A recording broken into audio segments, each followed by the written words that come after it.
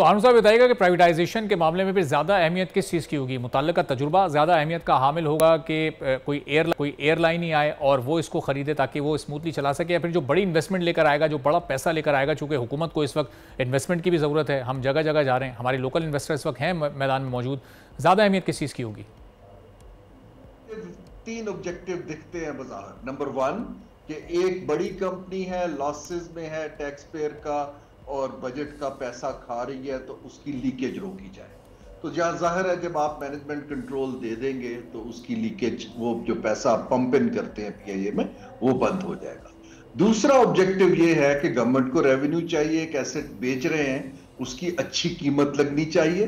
लेकिन अगर balance sheet negative है, इक्विटी नेगेटिव है, तो मैं इतना होपफुल नहीं हूं कि गवर्नमेंट को कोई सिग्निफिकेंट पैसे का फ्लो आएगा।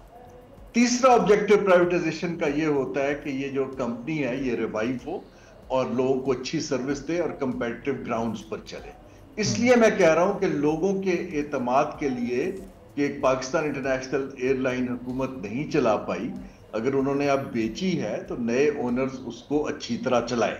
अब ये मुझे टर्म्स ऑफ ट्रांसफर, क्योंकि जब होंगी तो हमें पता चलेगा होपफुली।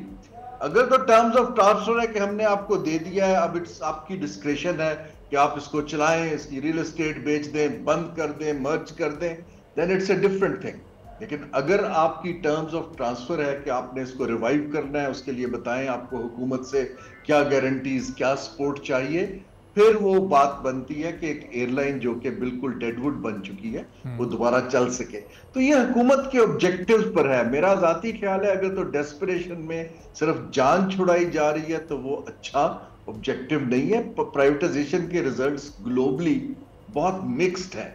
जो चीजें बिकी हैं वो जरूरी नहीं कि वो बिजनेस वाइज कमर्शियली रिवाइव भी हो गई हो। सब्सक्राइब करें और बेल दबाएं ताकि कोई खबर रह न जाए।